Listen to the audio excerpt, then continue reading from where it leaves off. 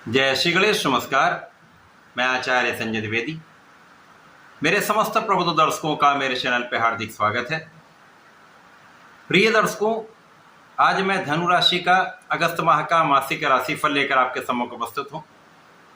अगस्त माह में जो ग्रहों की स्थितियाँ हैं तथा जो ग्रहों के परिवर्तन होंगे वो इस माह में आपको कितना लाभ देने जा रहे हैं, किन किन भावों को ये प्रबल करेंगे, अथवा कहीं पर कोई समस्या या अवरोध है तो उसका क्या निराकरण, संपूर्ण विश्लेषण मैं पूर्ण तर्क के साथ करने जा रहा हूं।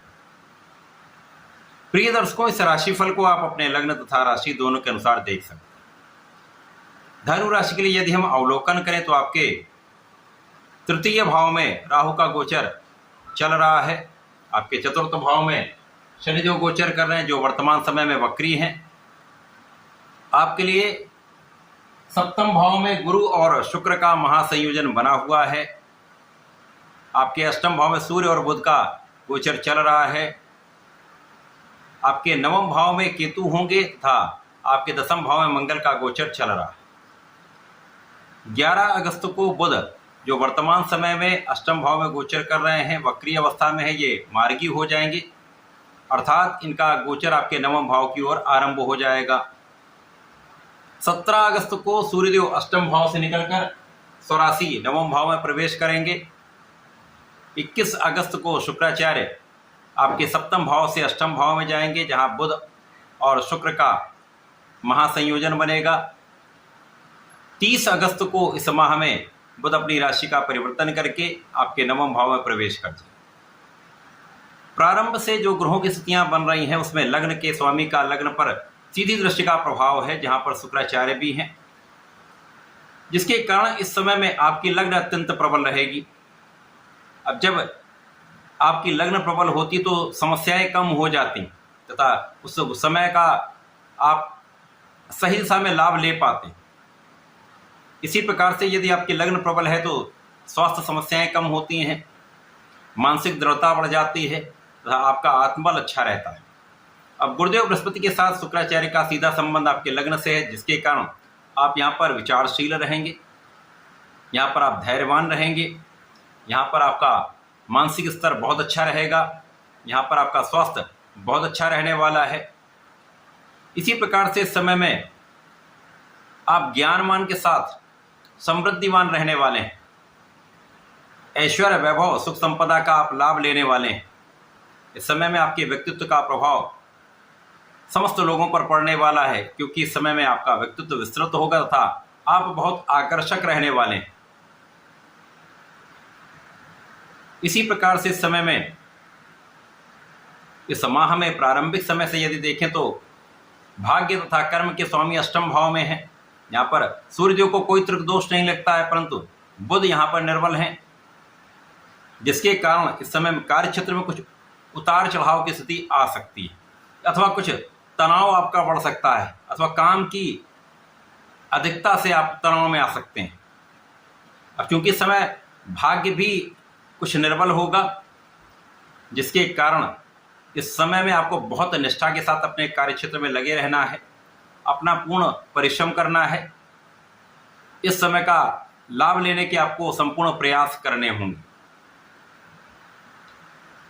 यद्यपि समय में आप परिश्रमी रहेंगे, भाई बहनों का सहयोग मिलेगा, अच्छे मित्रों का साथ मिलता है।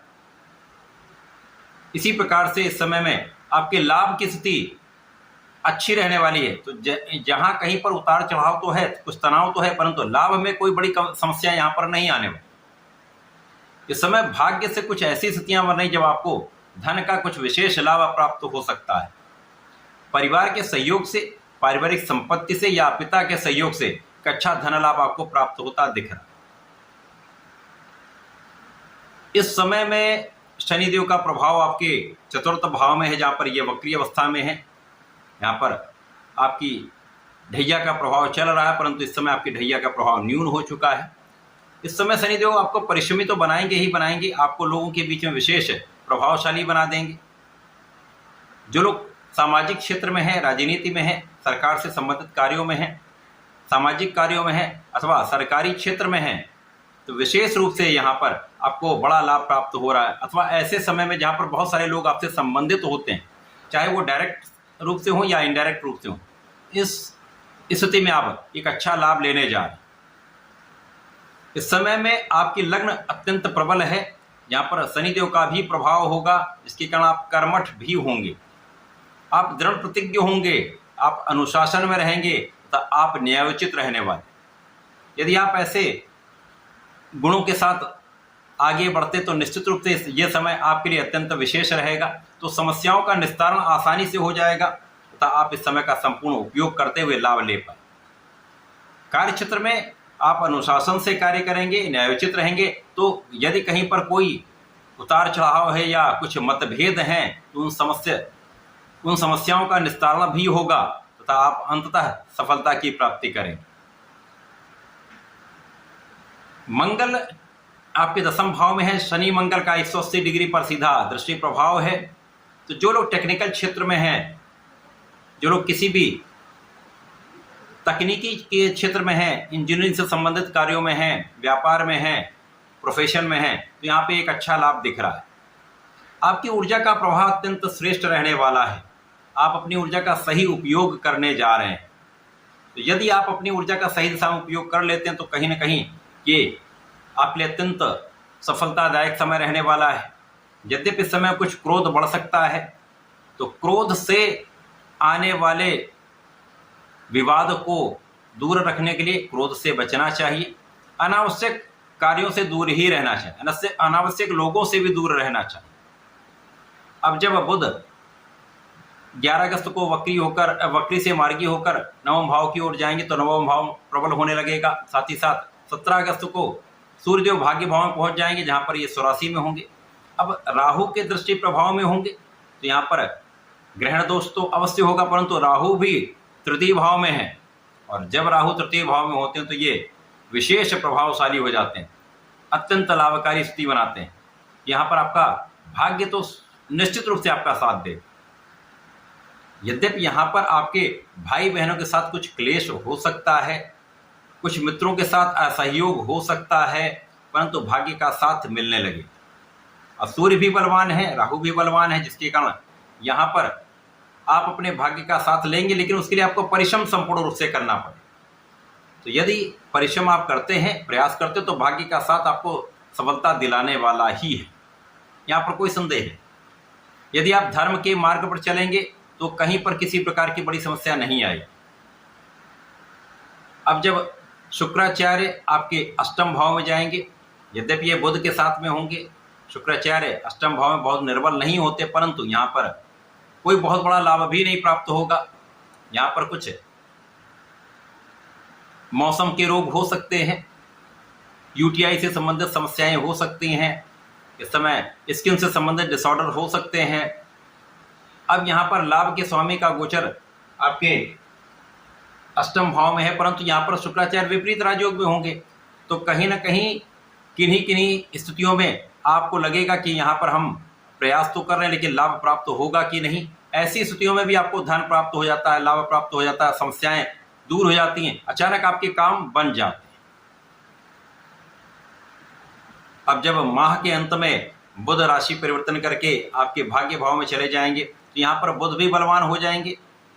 सूर्य की राशि में होकर बुधादित्य योग बन जाएगा। भाग्य भाव का बुधादित्य योग अत्यंत प्रबल स्थिति बनाने वाला है, जो आपको आपके कार्य क्षेत्र में, आपके शासन के क्षेत्र में, आपके बुद्धि बल से, आपके नेतृत्व की क्षमता से, शासन प्रशासन से, सरकारी सेवाओं से, राजनीति में एक बड़ा लाभ प्राप्त कराने वाला होता है।